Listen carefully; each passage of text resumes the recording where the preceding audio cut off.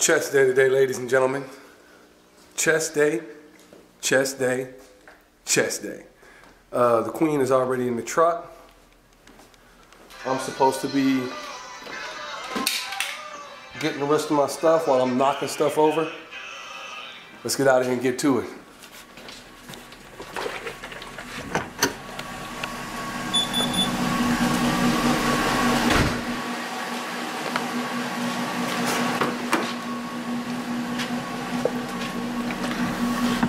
Oh. Let's go build up that nest. Upper chest, lower chest, middle of the chest, all that chest. Yeah. The princess is going to get her cardio on. My hip training. HIIT training, HIIT, high intensity interval training. And I think she's kind of mad about it because I'm doing chest and she loves doing chest with me. The back cave is secure.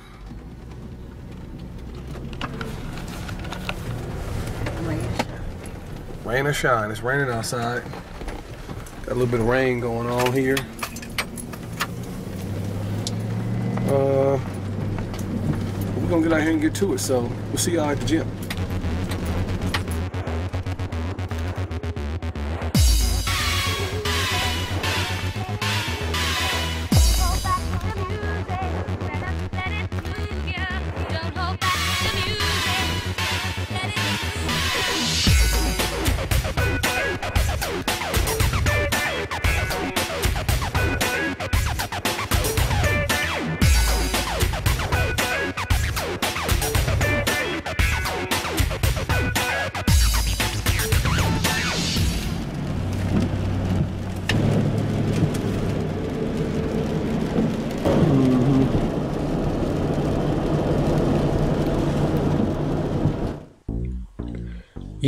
Yeah. Let's get up into it.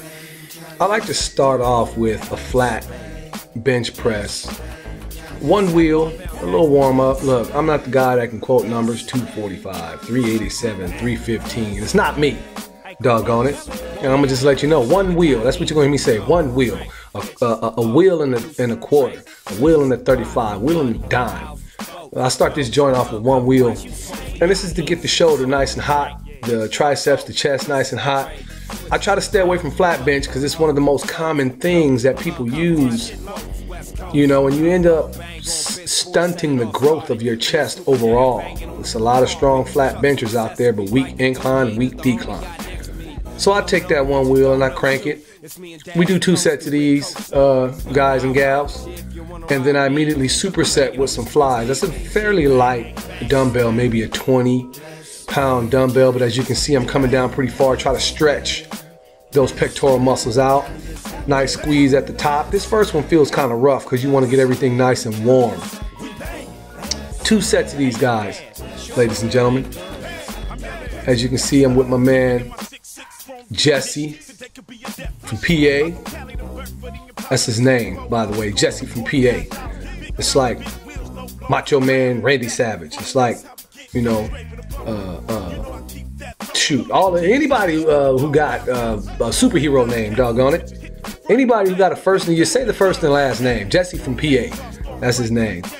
Anywho, this guy is gonna crank behind me, one wheel, warm up. This man is so strong, he amazes me every time we go to the gym.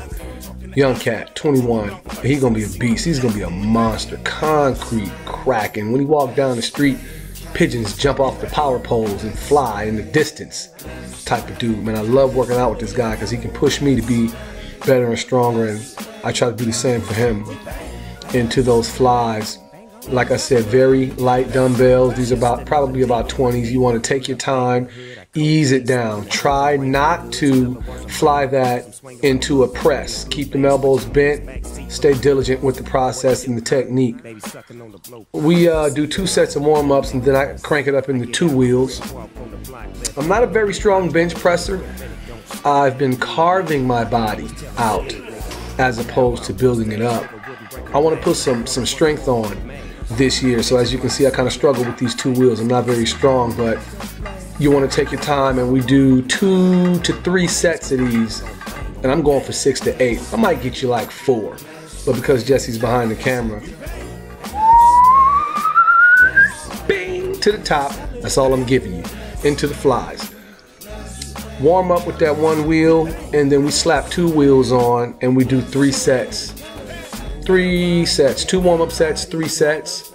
As many as I can when I'm doing heavyweight like that. I don't really count. I just crank until I can't crank no more. And then I think we went up to some 30-pound dumbbells for the second time around for the flies. As you can see, I really try to keep my back flat, as well as I try to tell Jesse to keep his back as flat on your shoulder blades as possible. Your power you drive from, it's rough to explain because I'm not a real, I don't really understand the phonetics of it all, but as you can see how Jesse got that little bounce in his hips. At times you want to try to keep your hips flat, but you drive with all of those muscles from your legs, out from around your back, through those arms, power those tries and chests up. When you're pushing heavyweight and then you go into these flies, you focus on keeping your back flat is what I'm getting around to. Keep those shoulder blades pressed into that mat, nice and flat. When you're flying, fly them down and get a good stretch in. Come up, and that little twist at the bottom, that turn inward, is where you get a good squeeze in the middle of that nest. Second workout is the upper part of the pectoral muscle. This is where a lot of people lack. If you notice, I'm not lifting a lot of heavy weight, but it is pretty heavy. We press this guy, I forget what it is, but it's a good warm up. I figure since the chest is nice and warm, we jump into these and do 1 warm up set.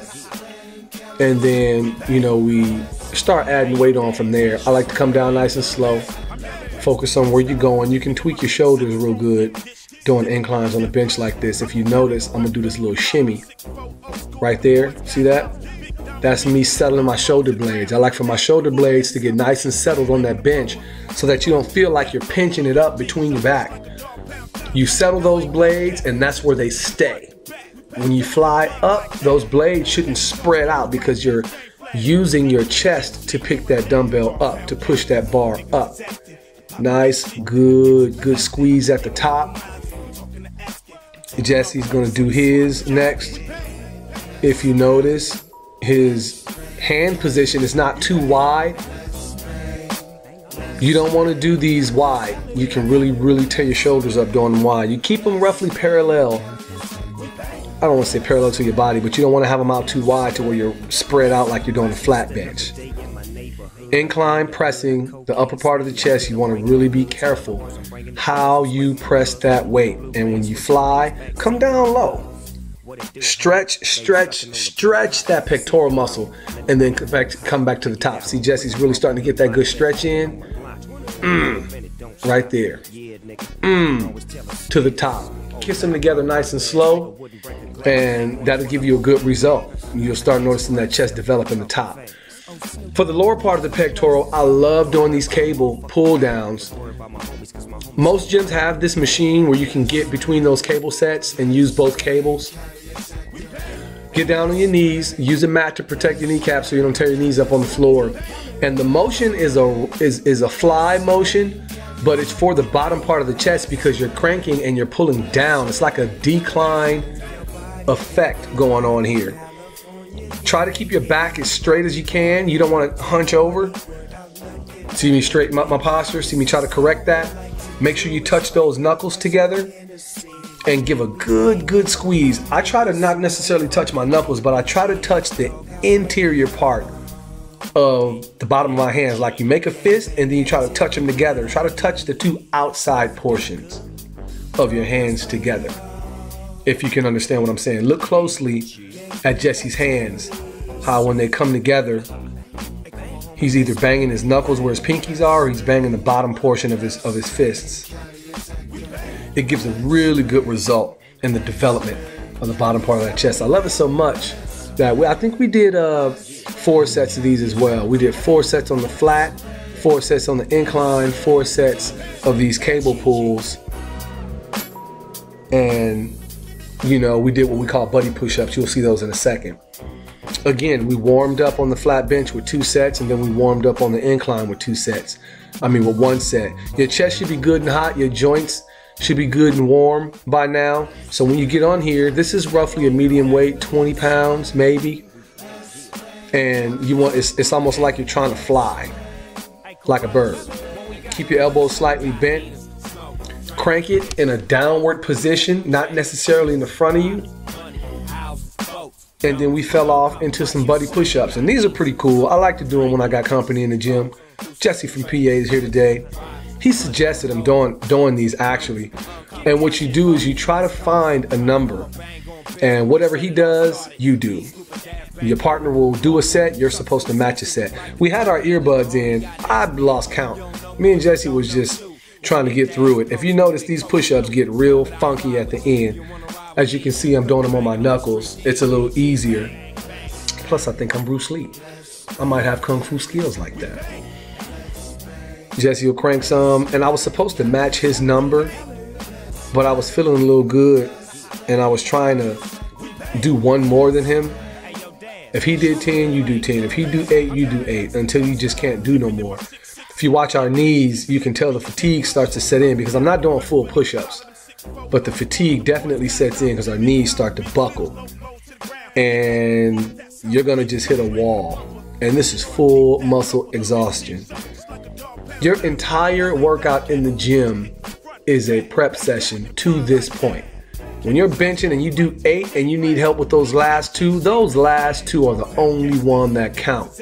Credit towards growth. Everything else is just getting there. That's a mentality I like to try to keep. Look at this. Done. Finished. He's giving me the signal how many he want.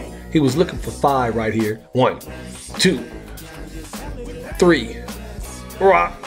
That's it. The wall. Over. I'm gonna go for the same thing. These are fun, like I said, when you're doing with a buddy. It gives you a little more motivation to try to keep pushing and keep pressing. And it's just a little fun today. You can tell we're enjoying ourselves, having a good time. But flat bench, incline bench, the cable for the lower part of the pectorals, superset with dumbbell flies on every workout till failure. It was a good day. We pressed it out. I think we're done. Hit me up, phantomfitness101@gmail.com. If you're interested in any questions, comments, concerns, holler back at your boy next time go around. Mo Senior, out.